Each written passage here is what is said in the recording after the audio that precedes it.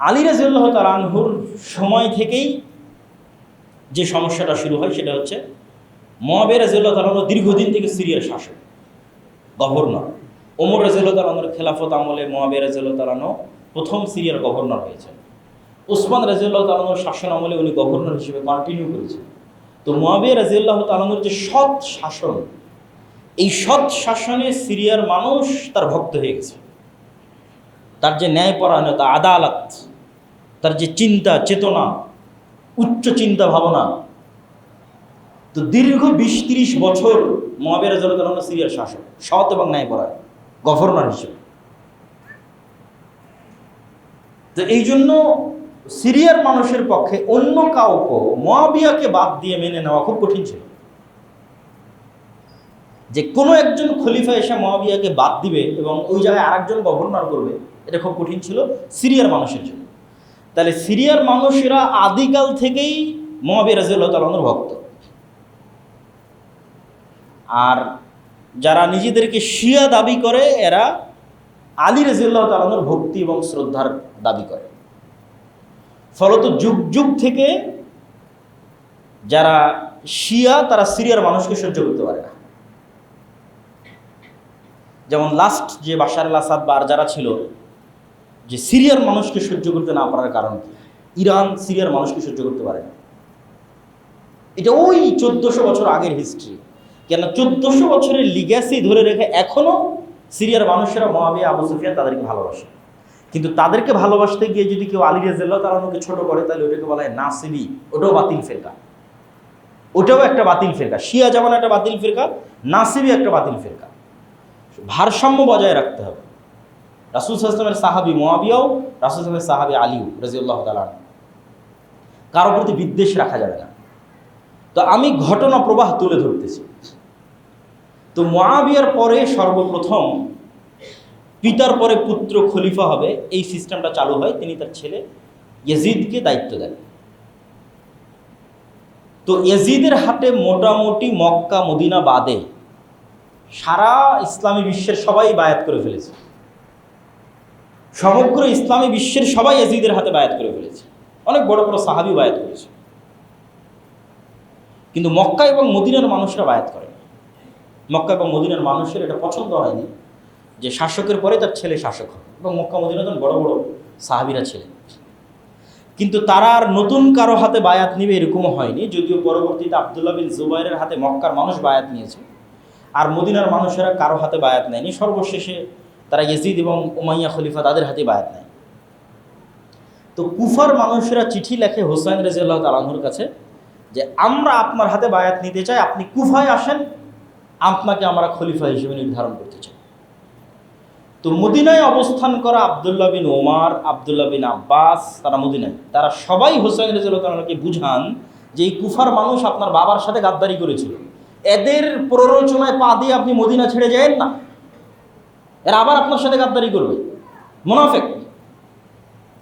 কিন্তু এই পরিমাণ চিঠি কুফা থেকে হুসাইন রাদিয়াল্লাহু তাআলা আনহু রিসিভ করেন যে উনি বিশ্বাস করেন যে না, কুফার মানুষের উপর ভরসা করা যায়।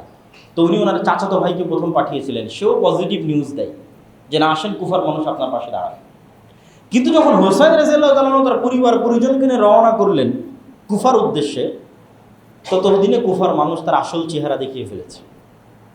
তারা যেই গাদ্দারি, যে মুনাফিকি তার পিতার সাথে করেছে, একই গাদ্দারি মুনাফিকি হুসাইন রাদিয়াল্লাহু তাআলা আনহুর সাথে করেছে। হুসাইন রাদিয়াল্লাহু তাআলার পাশে এসে যে দাঁড়াবে, তাকে যে বাঁচাবে, তার জন্য লড়াই করবে, কিচ্ছু করেনি। জাস্ট ফাও চিঠি পাঠিয়ে দাওয়াত দিয়ে রেখে, মানে আমাদের বাংলা ভাষায় বলে যে মই দিয়ে গাছে উঠাই দিলাম, পরে মইটা নিয়ে নিলাম। তো ইয়াজিদের পক্ষ থেকে আদেশ ছিল হুসাইনকে কুফায় প্রবেশ করতে দেওয়া যাবে না রাদিয়াল্লাহু তাআলা। হত্যার কোনো আদেশ ইসলামের ইতিহাসে প্রমাণ পাওয়া যায় না যে ইয়াজিদ আদেশ দিয়েছে যে হুসাইন রাদিয়াল্লাহু তাআলাকে হত্যা করতে হবে, মর্মে কোনো আদেশের ডকুমেন্ট নেই। আদেশ হচ্ছে তাকে কুফায় প্রবেশ করতে দেওয়া হবে না, কেন কুফায় প্রবেশ করলে বায়াত হবে, বায়াত করলে সে নতুন খলিফা হবে, ফিতনা তৈরি হবে, এটা তার জন্য রিস্ক।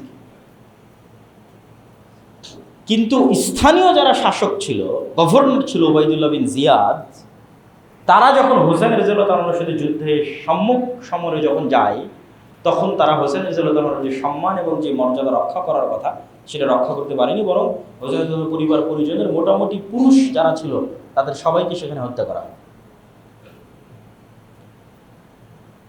তো ইয়াজিদ তখন কোথায়?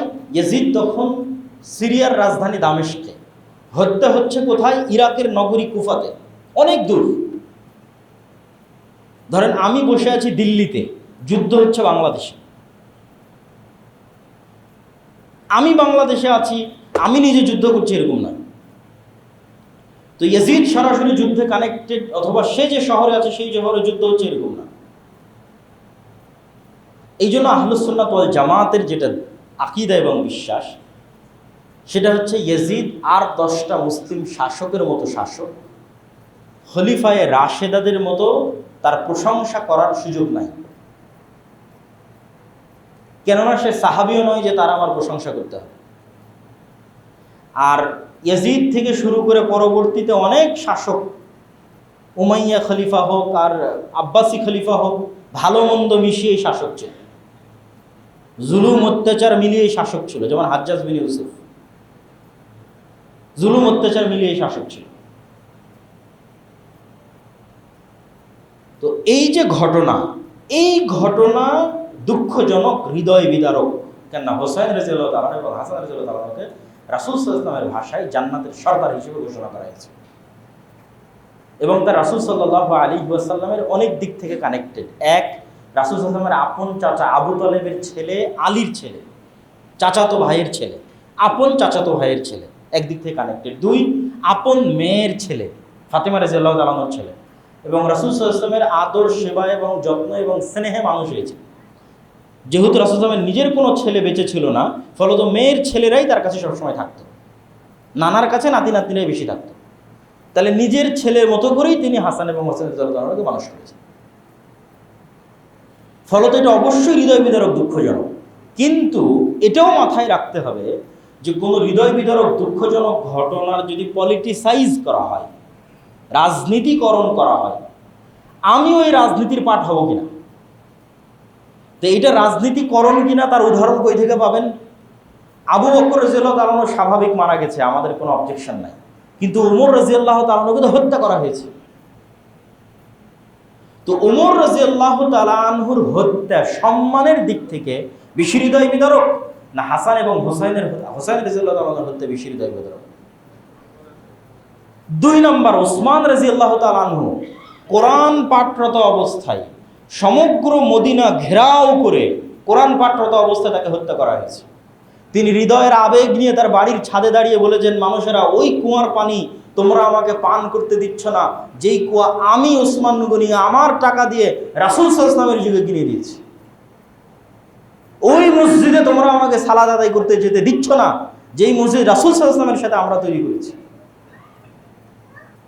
তো ওসমান রাদিয়াল্লাহু তাআলাকে যে কোরআন পাঠরত অবস্থায় হত্যা করা হলো, সম্মানের দিক থেকে ওসমান রাদিয়াল্লাহু তাআলার হত্যা বেশি হৃদয় বিদারক, না হোসেন রাদিয়াল্লাহু তাআলার হত্যা বেশি হৃদয় বিদারক? তো তাহলে ওসমান রাদিয়াল্লাহু তাআলা কোন দিন মারা গেল, সেই দিনের শোক কোথায়? আমরা তো কেউ জানি না ওসমান রাদিয়াল্লাহু কবে মারা গেছে, ওই দিনের শোক তো কেউ পালন করে। ওমর রাদিয়াল্লাহু তাআলা কবে মারা গেল, তাকে হত্যা করা হলো, ওই দিনের শোক কোথায়? সব বাদ দিলাম, মুহাম্মদ সাল্লাল্লাহু আলাইহি ওয়াসাল্লাম কোন দিন মারা গেল, সেই দিনের শোক কোথায়? তাহলে শোক পালনের একটা বিধিবিধান ইসলামে আছে। একটা স্বাভাবিক মানুষ মারা গেলে শোক 3 দিন, স্বামী মারা গেলে স্ত্রীর শোক 4 মাস 10 দিন, এর বাইরে শোক পালনের আর কোনো বিধান নাই। এই জন্য ইসলামে মুহাম্মদ সাল্লাল্লাহু আলাইহি ওয়াসাল্লাম কবে মারা গেছে ওই দিনে কোনো সাহাবী শোক পালন করেনি, ওমর কবে মারা গেছে এটা নিয়ে সাহাবীরা শোক করেনি, ওই দিনকে উদযাপন হয়নি। এই যে ইসলামের মধ্যেই নাই এই সিস্টেম। তারপরের যেটা পয়েন্ট, সেটা হচ্ছে যে আলে বাইতের প্রতি ভালোবাসা। আলে বাইত মানে আল্লাহর নবীর পরিবার পরিজন, আত্মীয় স্বজনের প্রতি ভালোবাসা। এটা ইসলামের পাঠ। না হলে আমরা দরুদ শরীফে এই দোয়া পড়তাম না যে আল্লাহুম্মা সাল্লি আলা মুহাম্মাদিন ওয়া আলা আলি মুহাম্মাদ কামা সাল্লাইতা আলা ইব্রাহিম ওয়া আলা আলি ইব্রাহিম ইন্নাকা হামিদুম মাজিদ। আল্লাহ ইব্রাহিমের পরিবারের উপর যেমন দয়া রহমত বর্ষণ করেছেন, ওই রকম দয়া রহমত বর্ষণ করেন আমার নবী মুহাম্মদ সাল্লাল্লাহু আলাইহি ওয়াসাল্লামের পরিবারের উপর। তো এটা তো আল্লাহ নবীর পরিবারের উপর ভালোবাসা থেকে আমরা দরুদ পাঠ করি। কিন্তু আল্লাহর নবীর পরিবার মানে নট অনলি হুসাইন রাদিয়াল্লাহু তাআলা আনহু। কেন নট অনলি হুসাইন? আপনাকে মিলিয়ে দিই। হুসাইন রাদিয়াল্লাহু তাআলা আনহু যদি আল্লাহর নবীর কন্যার সন্তান হওয়ার কারণে আলে বাইতের অংশ হয়, অথবা আলী রাদিয়াল্লাহু তাআলা আনহু যদি আল্লাহর নবীর কন্যাকে বিবাহ করার কারণে আলে বাইতের অংশ হয়, তাহলে উসমান রাদিয়াল্লাহু তাআলা আনহু আল্লাহর নবীর একটা নয় দুইটা কন্যাকে বিবাহ করেছেন, উম্মে কুলসুম এবং রুকাইয়া, একজনের মৃত্যুর পর আরেকজন। তাহলে ফাতেমার হাজবেন্ড, ফাতেমা রাদিয়াল্লাহু তাআলা আনহার স্বামী, ফাতেমার স্বামী হওয়ার কারণে যদি ভালোবাসার পাত্র হয়, একই কারণে আল্লাহর নবীর দুই কন্যার স্বামী হওয়ার পরও উসমান কেন ঘৃণার পাত্র হবে? নাউজুবিল্লাহ। তাহলে এটা আলে বাইতের প্রতি ভালোবাসা নয়, এটা পলিটিক্স। আলে বাইতের প্রতি ভালোবাসা হলে এক মেয়েকে বিবাহ করেছে আলী রাদিয়াল্লাহু তাআলা, দুই মেয়েকে বিবাহ করেছে উসমান রাদিয়াল্লাহু তাআলা। ধরলাম যে আলী রাদিয়াল্লাহু তাআলা আনহু রাসূল সাল্লাল্লাহু আলাইহি ওয়াসাল্লামের আপন চাচার ছেলে, রাসূল সাল্লাল্লাহু আপন চাচা আবু তালেব, তার ছেলে আলী। তাহলে রাসূল সাল্লাল্লাহু আলাইহি ওয়াসাল্লামের চাচা তো ভাই হওয়ার কারণে যদি আলী রাদিয়াল্লাহু তাআলা আনহু ভালোবাসার পাত্র হয়, তো রাসূল সাল্লাল্লাহু আলাইহি ওয়াসাল্লামের আর চাচা ছিল না? হামজা ইবনে আব্দুল মুত্তালিব, আব্বাস ইবনে আব্দুল মুত্তালিব, আব্বাস ইবনে আব্দুল মুত্তালিবের ছেলে আব্দুল্লাহ বিন আব্বাস হাজার হাজার হাদিস বর্ণনা করেছেন। তাহলে আপনি একই সময়ে আলী ইবনে আবি তালেবের প্রতি ভালোবাসা রাখবেন আর আব্বাস ইবনে আব্দুল মুত্তালিবের প্রতি বিদ্বেষ রাখবেন, তাহলে এটা আলে বাইতের প্রতি ভালোবাসা না। দাল মে কুচ কালা হয়, এখানে অন্য কোনো প্রবলেম আছে, অন্য কোনো সমস্যা আছে। আর বড় বড় আলেম ওলামা সবাই একমত, কেননা এই বিষয়ে কোরআনের আয়াত সরাসরি অবতীর্ণ হয়েছে যে রাসূল সাল্লাল্লাহু আলাইহি ওয়াসাল্লামের স্ত্রীরাও আলে বাইতের অংশ। সূরা আহজাবের মধ্যে আল্লাহ বলছেন, ইয়া নিসা আন-নবী লাস্তুন্না কা আহাদিম মিনান নিসা, হে নবীর স্ত্রীগণ তোমরা অন্য মহিলাদের মতো নও। বলতে বলতে সবশেষে বলছেন যে আহলাল বাইত, তোমরা হচ্ছে আহলে বাইতের অংশ, মানে রাসূল সাল্লাল্লাহু আলাইহি ওয়াসাল্লামের পরিবারের অংশ। তা রাসূল সাল্লাল্লাহু আলাইহি ওয়াসাল্লামের স্ত্রীরা যদি আলে বাইতের অংশ হয়, তাহলে রাসূল সাল্লাল্লাহু আলাইহি ওয়াসাল্লামের কন্যা আপনার কাছে ভালোবাসার পাত্র ফাতেমা রাদিয়াল্লাহু তাআলা আনহা, তার ছেলে মেয়ে হাসান হোসেন ভালোবাসার পাত্র, কিন্তু আল্লাহর নবী যাকে ভালোবাসেন আয়েশা রাদিয়াল্লাহু তাআলা আনহা, তিনি আপনার কাছে ঘৃণার পাত্র। তাহলে তো আপনি আলে বাইতের প্রতি ভালোবাসা রাখেন না। আয়েশা রাদিয়াল্লাহু তাআলা আনহা আল্লাহর নবীর স্ত্রী, তিনিও আলে বাইতের অংশ। তাহলে ফাতেমাকে ভালোবাসলে আয়েশাকে কেমনে ঘৃণা করতে পারে? শুধু তাই নয়, আজকের যারা নিজেদেরকে আলে বাইতের ভালোবাসার দাবিদার, বিশেষ করে ইসনা আশারিয়া যারা শিয়া, তারা যেই পরিমাণ বিদ্বেষ ওমর রাদিয়াল্লাহু তাআলা আনহুর প্রতি রাখে, আবু বকর রাদিয়াল্লাহু তাআলা আনহুর প্রতি রাখে, এবং আবু বকর রাদিয়াল্লাহু তাআলার মেয়ে আয়েশা রাদিয়াল্লাহু, আবু বকর রাদিয়াল্লাহু তাআলা আনহুর কন্যা আয়েশা রাদিয়াল্লাহু তাআলা আনহার প্রতি রাখে, এই বিদ্বেষ মাপার কোনো যন্ত্র দুনিয়াতে নাই, যেই চরম লেভেলের বিদ্বেষ তারা রাখে। অথচ রাসূল সাল্লাল্লাহু আলাইহি ওয়াসাল্লাম, সাহাবীরা বলছেন, আলী রাদিয়াল্লাহু তাআলা আনহু বলছেন, উসমান রাদিয়াল্লাহু তাআলা আনহু বলছেন যে আল্লাহর নবী তার জীবনের যে ঘটনাই বলা শুরু করুক, ধরেন আপনি আমাকে ফোন দিয়েছেন যে আব্দুল্লাহ ভাই আপনি কোথায় আছেন, কে কে আছে আপনার সাথে, তো বলে আমি আছি আর আব্বু আছে, অথবা আমার ভাই আব্দুর রহমান আছে বা আব্দুর রহিম আছে। আবার আর একদিন আমি একটা গল্প শোনাচ্ছি আপনাদেরকে, আমি কক্সবাজারে গেছিলাম, আমি ছিলাম আর অমুক ছিল, আমি রংপুর গেছিলাম, আমি ছিলাম আর অমুক ছিল। তো আমার জীবনের ঘটনার সাথে সবসময় আর দুটো মানুষের নাম আপনি শুনতে পাবেন, মানে একটা ঘটনাও এমন পাওয়া যায় না যেই ঘটনায় ওই দুটো মানুষের নাম আল্লাহর নবী বলে না গল্পের সময়, যে আমি আজকে ওখানে গেছিলাম, আমি আবু বকর আর ওমর, আমরা ওখান থেকে বের হয়েছিলাম, আমি আবু বকর আর ওমর, আজকে এক জায়গায় দাওয়াত ছিল, দাওয়াত খেতে গেছে, আমি আবু বকর আর ওমর। তাহলে মুহাম্মদ সাল্লাল্লাহু আলাইহি সাল্লামের 24 ঘন্টার সবচেয়ে বেশি সময় যেই দুইজনের সাথে কাটে, সেই দুইজন হচ্ছেন আবু বকর এবং ওমর রাদিয়াল্লাহু তাআলা। এখন আশ্চর্যজনক, দুঃখজনক হলেও সত্য যে ইহুদিদের কাছে মুসা আলাইহিস সালামের সাথে যারা ছিল তারা জনপ্রিয়। মুসা আলাইহিস সালামের খাদেম ইউশা বিন নুন খিজিরের সফরে গেছিল, তো মুসা আলাইহিস সালামের সাথে যারা ছিল, মুসা আলাইহিস সালামের ভাই হারুন, তারা ইহুদিদের কাছে জনপ্রিয়, সম্মানের পাত্র। খ্রিস্টানদের রাস্তাঘাট, কলেজ, কারখানা সবকিছু ঈসা আলাইহিস সালামের যে 12 জন হাওয়ারি ছিল ওই 12 জনের নাম। তাহলে ঈসা আলাইহিস সালামের সঙ্গী 12 জন খ্রিস্টানদের কাছে সম্মানের পাত্র। ইহুদিদের কাছে মুসা আলাইহিস সালামের সঙ্গে সম্মানের পাত্র, আর এই রাফিজিদের কাছে আমার নবী মুহাম্মদ সাল্লাল্লাহু আলাইহি ওয়াসাল্লাম কতটা খারাপ হলে মুহাম্মদ সাল্লাল্লাহু আলাইহি ওয়াসাল্লামের সাথে যারা সবসময় থাকতো ওদের প্রতি এদের সবচেয়ে বেশি বিদ্বেষ। তাহলে তো আমার নবীকে দোষ দাও, যদি ইহুদি খ্রিস্টানদের চেয়ে তো খারাপ হয়ে গেল। আমার যদি আবু বকর এবং ওমর খারাপ হয় তাহলে 100% আমার নবীও খারাপ, নাউজুবিল্লাহ। তাহলে আবু বকর এবং ওমরের প্রতি বিদ্বেষ পোষণ করা তো বহু দূরের কথা, ভালোবাসা থাকলেই ওটা ইমানের অংশ, আর না থাকলে, বিদ্বেষ থাকলে কাফের হয়ে যেতে পারে। তো এবার আমরা চলে আসি যেটা আমরা বারবার বলছিলাম, যে কি পলিটিক্স, যেই পলিটিক্সের কারণে শুধু হুসাইন রাদিয়াল্লাহু তাআলা আনহু এবং তার ছেলে মেয়েদের নিয়ে আমি ব্যস্ত হয়ে গেলাম, এমনকি হাসান রাদিয়াল্লাহু তাআলা আনহুকে অতটা গুরুত্ব দিলাম না। এই পলিটিক্সটা হচ্ছে পারস্য বা ফুরস, এর আগে থেকেই জাতিগতভাবে তাদের নিজেদেরকে একটু আলাদা চিন্তা করে। এই জন্য ইসলাম যত জায়গায় প্রবেশ করেছে সব জায়গায় ইসলামের কারণে ভাষা পর্যন্ত মানুষের চেঞ্জ হয়ে গেছে। কোথায় স্পেনের মানুষের কোনোদিন ভাষা আরবি ছিল না, কিন্তু ইসলাম যখন ওখানে ঢুকেছে মানুষরা নিজের ভাষা ভুলে গেছে, আরবি সবাই শিখে গেছে। প্রথম যেখানে ইসলামের ভাষা গ্রহণ করেনি এটা হচ্ছে ফুরস, পারস্যরা, আজকের যেটা ইরান। ফার্সি ভাষার যে ইতিহাস এবং ঐতিহ্য, তো এই পারস্য সাম্রাজ্যের পুরো পতন হয় ওমর রাদিয়াল্লাহু তাআলা আনহুর হাতে। আর এই পারস্য সম্রাটের কোনো একজন কন্যা যুদ্ধ বিজয়ের পর ওমর রাদিয়াল্লাহু তাআলা আনহু নিজে হুসাইন রাদিয়াল্লাহু তাআলা আনহুর সাথে বিবাহ দেন। এই লিঙ্কটা ওরা ঐতিহ্য হিসেবে ধারণ করেছে, যে আমাদের পারস্য সাম্রাজ্যের যে ইতিহাস, এই ইতিহাসের একটা পার্ট হুসাইন রাদিয়াল্লাহু তাআলার সাথে কানেক্ট হয়ে গেছে।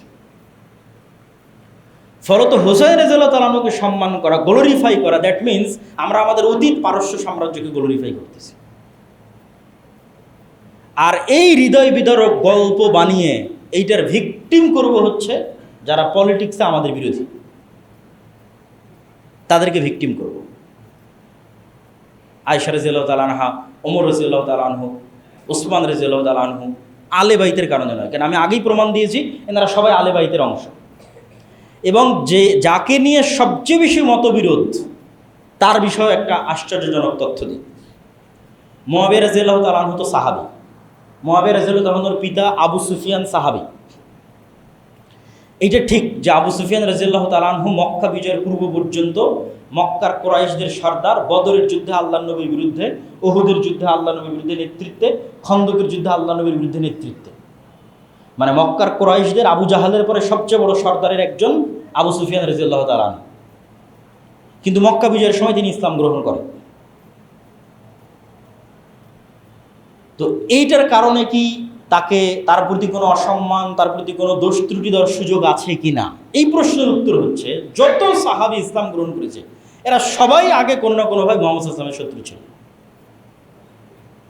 ওমর রাদিয়াল্লাহু তাআলা নিজেই ছিল, খালিদ বিন ওয়ালিদ নিজেই ছিল, আমর ইবনুল আস নিজেই ছিল।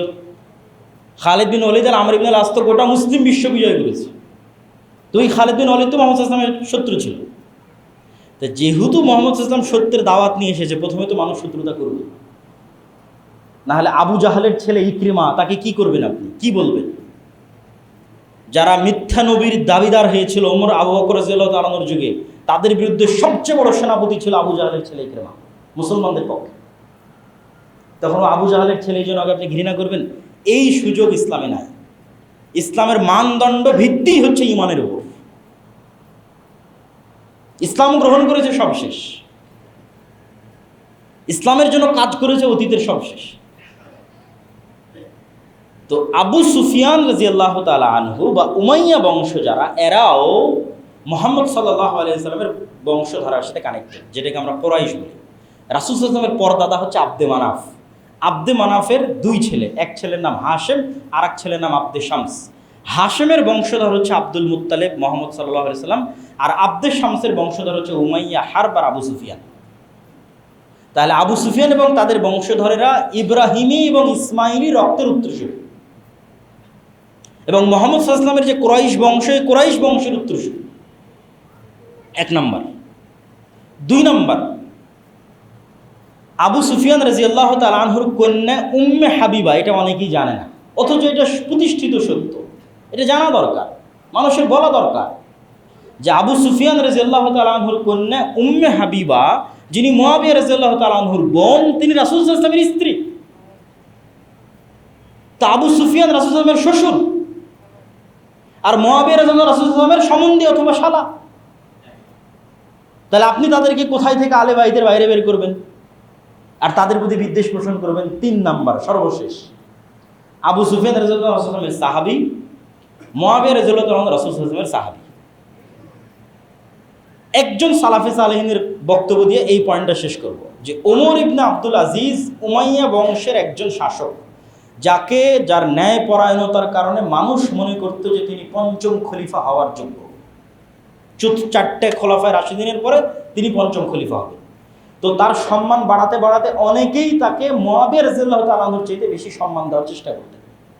তখন সালাফে সালেহিনরা বললেন যে ওমর ইবনে আব্দুল আজিজের সারা জীবনের আমল আর মুয়াবিয়া রাদিয়াল্লাহু তাআলা আনহুর একটা রাকাত সালাত, একটা সিজদা, যা তিনি মুহাম্মদ সাল্লাল্লাহু আলাইহি সাল্লামের সাথে আদায় করেছেন, এমত অবস্থায় যে তিনি মুহাম্মদ সাল্লাল্লাহু আলাইহি সাল্লামকে নবী হিসেবে ঈমান রাখেন, বিশ্বাস রাখেন, আল্লাহকে রব এবং ইলাহ হিসেবে বিশ্বাস রাখেন, ওমর ইবনে আব্দুল আজিজের সারা জীবনের আমলের চেয়ে শ্রেষ্ঠ। আর এটার পিছনে আল্লাহ নবীর হাদিস দলিল।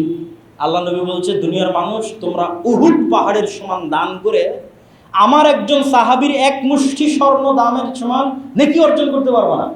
কেন? দান করলেই তো হলো না, অন্তরের কোয়ালিটিটা কোথায়, ইমানের কোয়ালিটিটা কোথায়? তাহলে এই জন্য সাহাবীদের সম্মান সর্বোচ্চ জায়গায় রাখতে হবে। আলী রাদিয়াল্লাহু তাআলা আনহুর প্রতি যেমন আমাদের ভালোবাসা থাকবে, হোসেন রাদিয়াল্লাহু তাআলা আনহুর প্রতিও থাকবে, মুয়াবিয়ার প্রতিও থাকবে, আবু সুফিয়ানের প্রতিও থাকবে রাদিয়াল্লাহু তাআলা আনহু আজমাইন, আয়েশা রাদিয়াল্লাহু তাআলা আনহার প্রতিও থাকবে। এটাই আহলুস সুন্নাত ওয়াল জামাতের আকীদা এবং এটাই শ্রেষ্ঠ এবং সত্য আকীদা। এইটার মধ্যে যে বিভেদ তৈরি করার চেষ্টা করা হবে, ওটাই পলিটিক্স। যে পলিটিক্স দিয়ে আমি গ্লোরিফাই করবো হোসেন রাদিয়াল্লাহু তাআলা আনহুকে, আর শত্রু বানাবো ওমর রাদিয়াল্লাহু তাআলা আনহুকে, শত্রু বানাবো ওসমান রাদিয়াল্লাহু তাআলা আনহুকে, আলী রাদিয়াল্লাহু তাআলা আনহুকে গ্লোরিফাই করবো, আর আলী রাদিয়াল্লাহু তাআলা আনহু নিজে বায়াত করলেন যে ওসমানের হাতে, নিজে বায়াত করলেন যে ওমরের হাতে, নিজে বায়াত করলেন যে আবু বকরের হাতে, তাদেরকে শত্রু বানাবো, এটা পলিটিক্স। এইটার পার্ট হওয়া যাবে। কিন্তু ঘটনা অবশ্যই হোসেন রাদিয়াল্লাহু তাআলা আনহুর যে হত্যার ঘটনা, এটা অবশ্যই হৃদয় বিদারক এবং কষ্টদায়ক, কিন্তু ওইটার শোক হিসেবে উদযাপনের সুযোগ ইসলামে নাই। আর যখন এটা বাড়তে বাড়তে কোন লেভেলে চলে যায় যে আপনি ছুরি দিয়ে আপনার পিঠে আঘাত করে রক্তাক্ত করবেন, ছুরি দিয়ে আপনার মাথায় রক্তাক্ত করবেন, এটা তো আরো হারাম। রাসূল সাল্লাল্লাহু আলাইহি ওয়াসাল্লাম বলছে, সে আমার উম্মতের অংশ নয় যে শোক পালনে তার গাল টানে, তার জামা ছিঁড়ে, সে আমার উম্মতের অংশ নয়। রাসূল সাল্লাল্লাহু আলাইহি ওয়াসাল্লাম বলছেন, জাহিলি যুগের 4টা বৈশিষ্ট্যের একটা বৈশিষ্ট্য খুব ভয়ঙ্কর, সেটা নেয়াহা, শোক উদযাপন করা।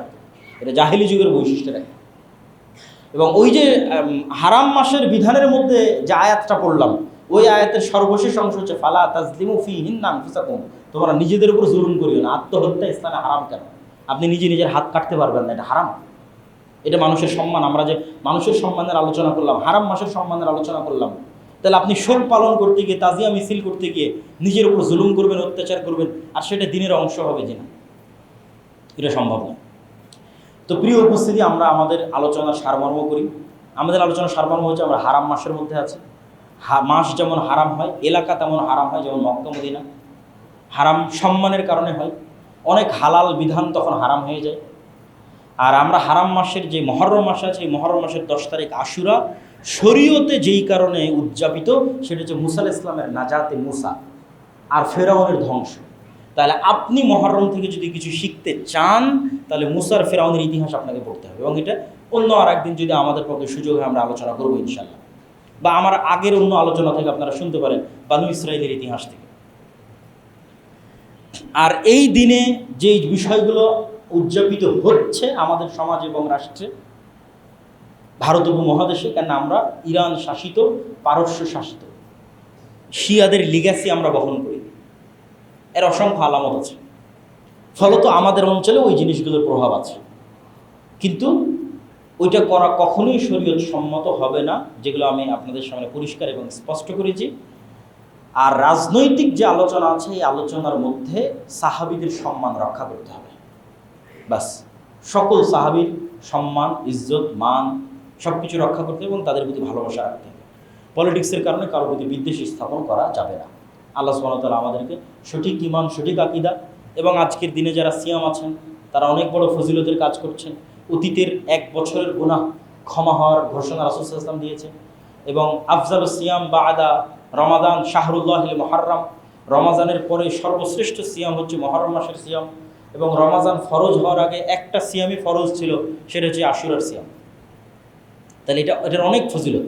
এগুলো একটা ফজিলতের সাথেও কারবালার কানেকশন নাই, এগুলো সবগুলোর কানেকশন মুসা ইসলামের মুক্তি আর ফেরাউনের ডুবে যাওয়া। আল্লাহ সুবহানাহু ওয়া তাআলা আমাদের সঠিক বিষয়ে জানা মানার তৌফিক দান করুক। আল্লাহুম্মা আমিন।